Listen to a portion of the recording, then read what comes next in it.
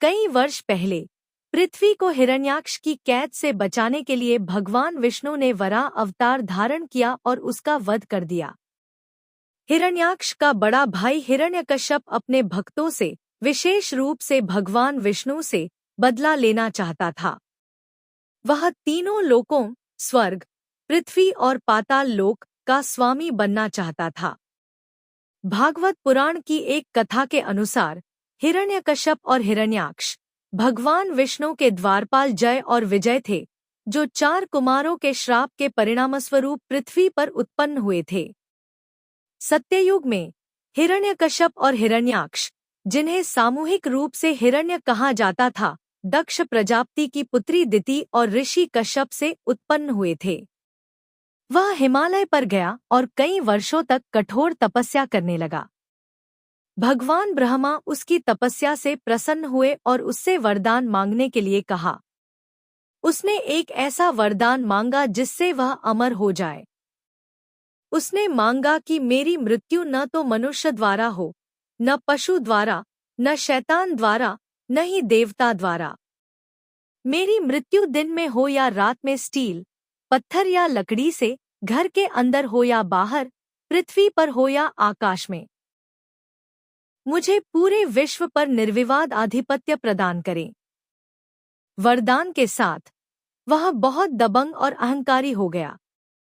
इस मनस्थिति में उसने आदेश दिया कि उसके राज्य में केवल उसे ही भगवान के रूप में पूजा जाए।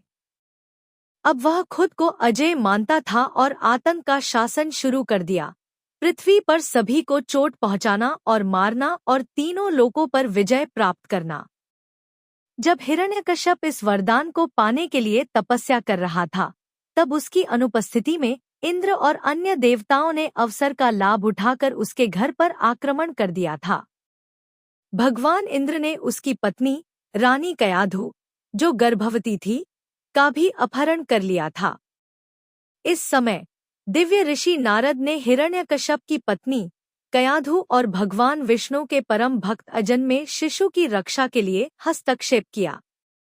नारद के मार्गदर्शन में उसका अजन्मा शिशु, हिरण्यकश्यप का पुत्र प्रहलाद, इतनी छोटी अवस्था में ही ऋषि के दिव्य उपदेशों से प्रभावित हो गया।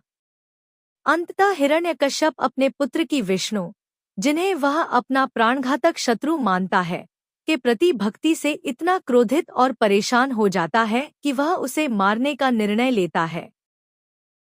राक्षसों ने प्रहलाद पर अपनी मायावी शक्तियों का प्रयोग करने का प्रयास किया, लेकिन उनकी कोई भी शक्ति उसके सामने टिक नहीं सकी।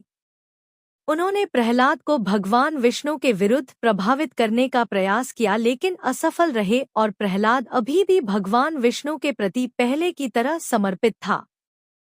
उसने उसे एक हाथी से पैरों तले कुचलवाने का आदेश दिया। क्रोधित हाथी शरीर को कुचलने में असमर्थ था। उन्होंने उसे एक खाई में फेंक दिया, लेकिन चूंकि विष्णु प्रहलाद के हृदय में निवास करते थे, वे पृथ्वी पर ऐसे धीरे से उतरे जैसे कोई फूल घास पर गिरता है।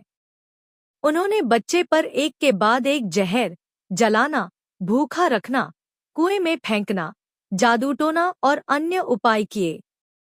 आखिरी उम्मीद के तौर पर राजा ने अपनी राक्षसी बहन होलिका को मदद के लिए बुलाया। होलिका के पास एक अनोखा लबादा था जिसे पहनने पर उसे आग से कोई नुकसान नहीं पहुंचता था। हिरण्यकश्यप ने आग जलाकर होलिका से अपने पुत्र प्रहलाद को गोद में लेकर बैठने को कहा, इस उम्मीद में कि वह अग्नि का शिकार हो जाएगा। प्रहलाद ने बिना किसी मृत्यु भय के भगवान विष्णु के मंत्रों का जाप करना शुरू कर दिया।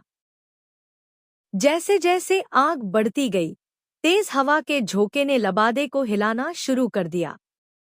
लबादा होलिका से उड़कर प्रहलाद को ढक लिया। तभी वह जलकर मर गई और प्रहलाद को कोई नुकसान नहीं पहुंचा। तब से इस रात को होलिका दहन के रूप में मनाया जाता है। अंततः हिरण्यकश्यप इतना क्रोधित और परेशान हो गया कि प्रहलाद से मिलने गया, क्योंकि उसने अपने पिता को ब्रह्मांड का सर्वोच्च भगवान मानने से इनकार कर दिया और दावा किया कि विष्णु सर्वव्यापी और सर्वव्यापी हैं। जिस पर हिरण्यकश्यप पास के एक स्तंभ की ओर इशारा करता है और पूछता है कि क्या उसका विष्णु इसमें है। राजा क्रोध में अपने सिंहासन से उठा और अपने गदा से स्तंभ पर मारा, और उसके आश्चर्य का ठिकाना नहीं रहा। एक गड़गड़ाहट की आवाज के साथ स्तंभ टूट गया और विष्णु वहां नरसिंह के रूप में प्रकट हुए। उसका आधा शरीर शेर का और आधा मनुष्य का था। उसके सिर पर उलझे हुए बाल थे, चेहरे पर बड़ी मूंछें और मुंह में भयानक दांत थे। नरसिंह क्रोधित होकर दहाड़े।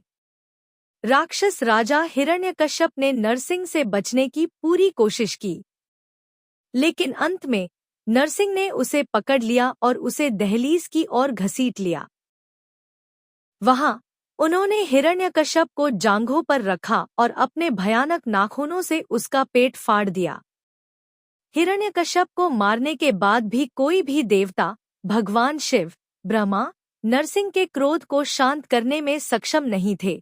इसलिए सभी देवी देवताओं ने उनकी पत्नी देवी लक्ष्मी को बुलाया, लेकिन वह भी ऐसा करने में